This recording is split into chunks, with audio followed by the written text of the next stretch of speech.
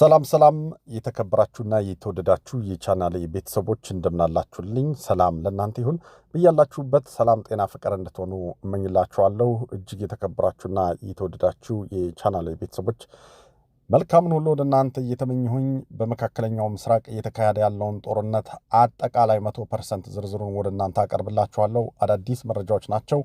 እስከ ዝግጅቴ ፍጻሜ ድረስ አብራችሁኝ እንድትቆዩ በትህትና ጠይቃለሁ። 10 የጦር መርከቦች ሰጥመዋል።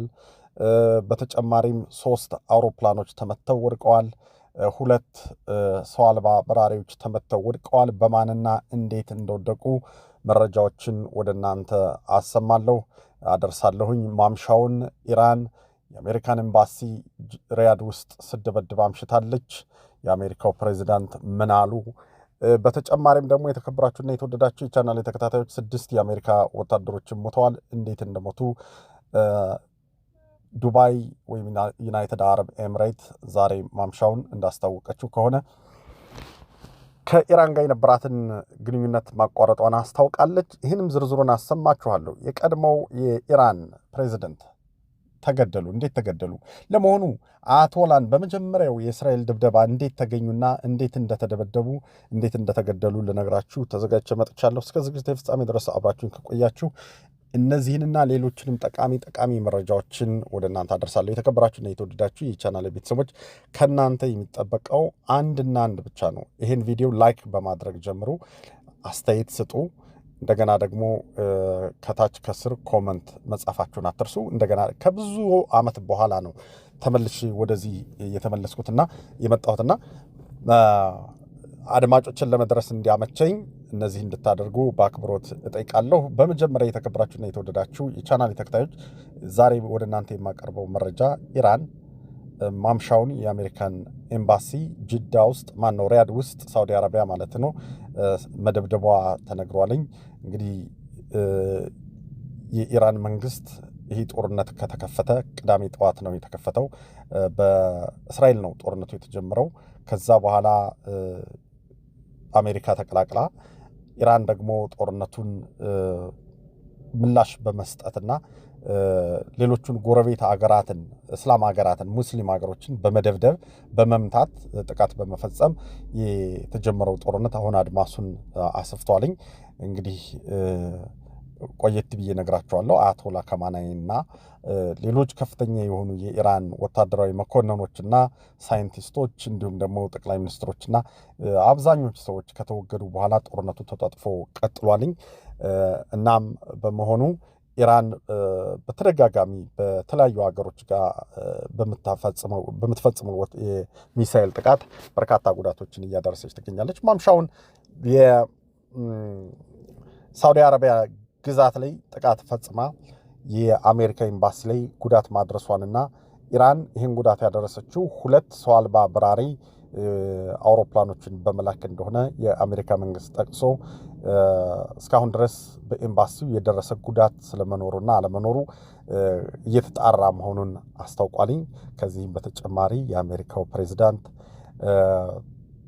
ዶናልድ ትራምፕ ቃል በቃል እንደተናገሩት ከሆነ ለዚህና አሜሪካ ለገደለቻቸው ወታደሮቻችን ኢራን ለገደለቻቸው አሜሪካን ወታደሮቻችን በቀል የሚሆን እስካሁን ድረስ ዓለም አይቶት የማያውቀው በላ በኢራን ላይ ይመጣል ብለዋልኝ። በዚህ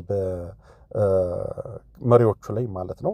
እንግዲህ ምን ሊሆን ይችላል ተብሎ እየተጠበቀ ነው ያለ። የተከበራችሁና የተወደዳችሁ የቻናል ቤተሰቦች ቀደም ብለው ከዛ በፊት 6 የአሜሪካ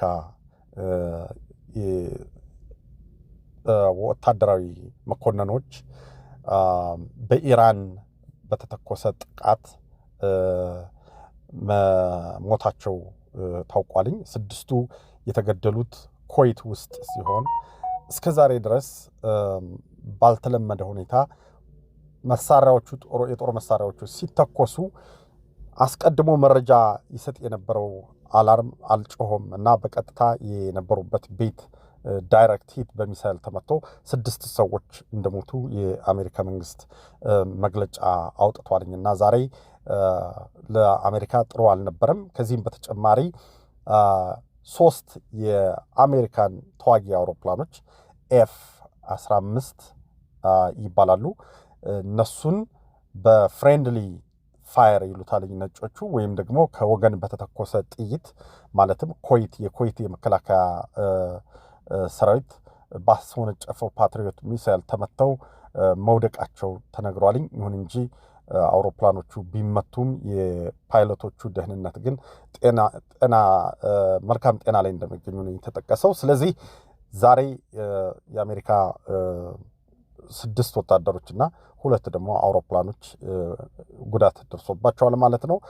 ከዚህም በተጨማሪ ፓይሎቶቹ ረስኪው ተደርገዋል ስትል ኩዌት አስታውቃለች። ኩዌት በተደጋጋሚ ልክ እንደ ዩናይትድ አረብ ኤምሬት፣ ባህሬን፣ ኦማን፣ ሌሎቹም ሳውዲ አረቢያና እስራኤል ብሎም ደግሞ የጆርዳን ግዛቶች በተደጋጋሚ በሚሳኤል ሲተኮስባቸውና ሲደበደቡ የዋሉ ሀገራት ሆነዋልኝ። ከዚህም በተጨማሪ የተከበራችሁና የተወደዳችሁ የቻናል ተከታታዮች ዩናይትድ አረብ ኤምሬት ኤምባሲዋን ቴህራን ውስጥ መዝጋቷንና ሁሉንም የወታደራዊ የዲፕሎማት ስታፍ ሜምበርስ ማስወጣቷን የተነገረው። ያ ማለት የዲፕሎማሲ ግንኙነቷን አቋርጣለች ማለት ነው ከቴህራን ጋር። ስለዚህ በቴህራንና በዩኤኢ መካከል ምንም አይነት የዲፕሎማሲያዊ ግንኙነት አይኖርም። ይህ የሆነበት ምክንያት ደግሞ ኢራን በተደጋጋሚ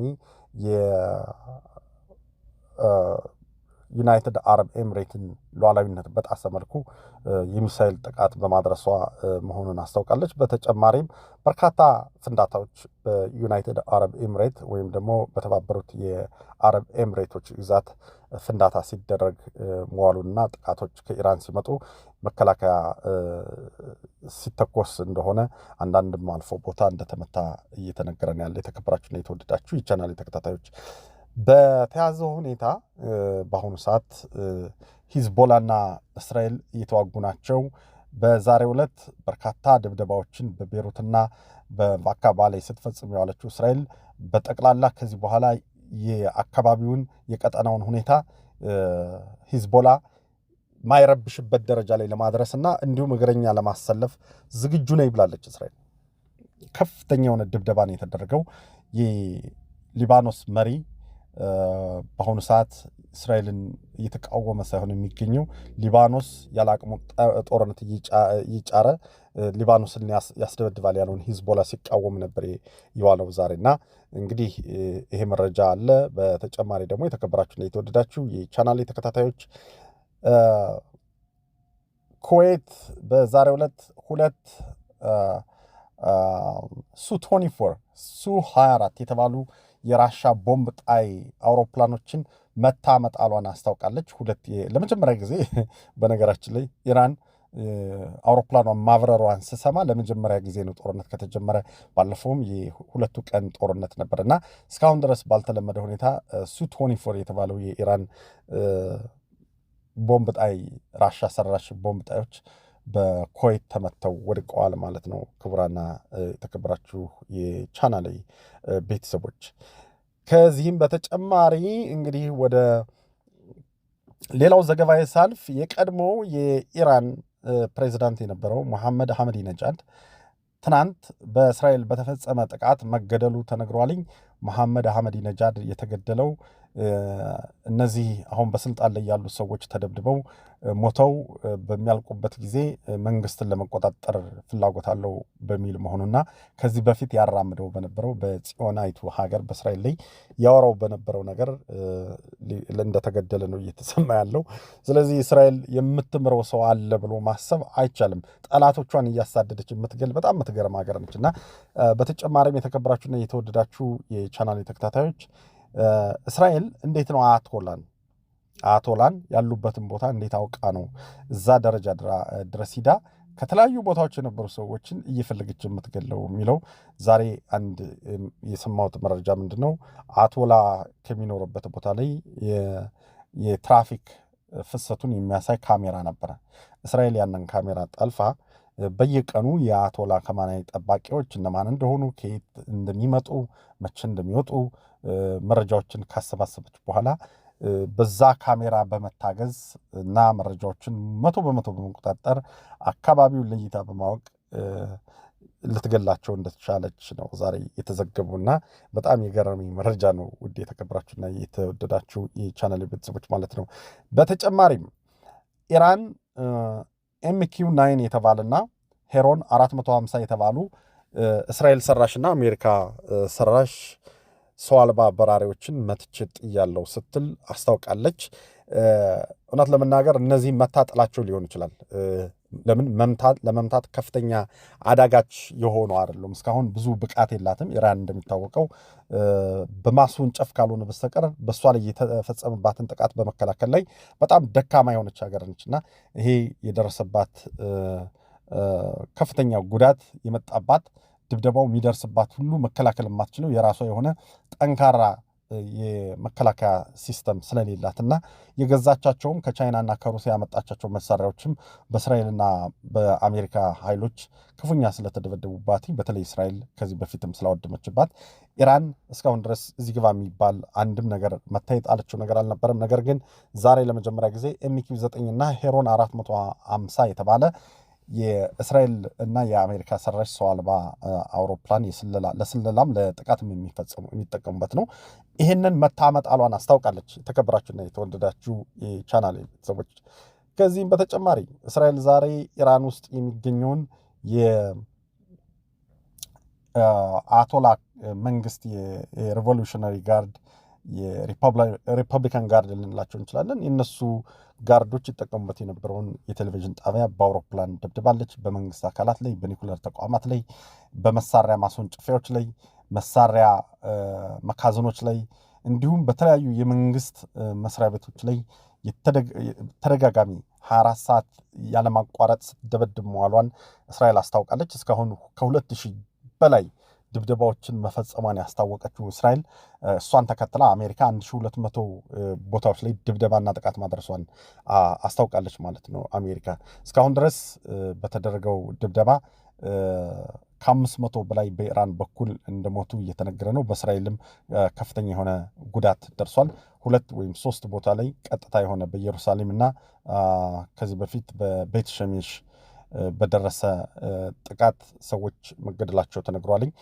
ባለሳሳት የሞቱ ሰዎች ቁጥር 9 ወይም 10 አካባቢ ነው። እንዲሁም በርካታ ሰዎች ቢያንስ 80 የሚሆኑ ሰዎች መቁሰላቸው ተነግሯልኝ።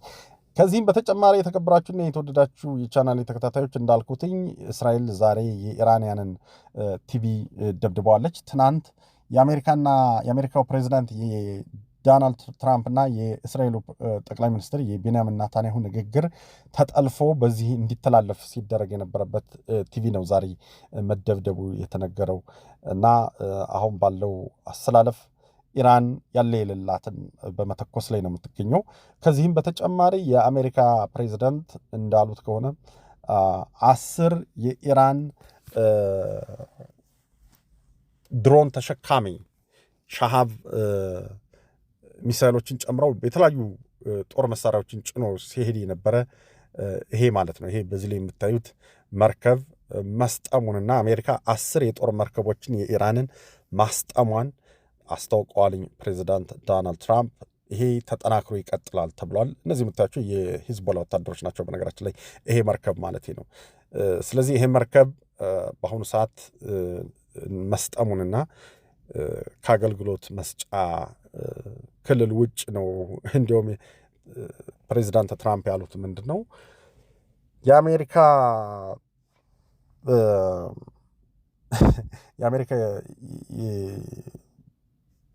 ኃይሎች የኢራንን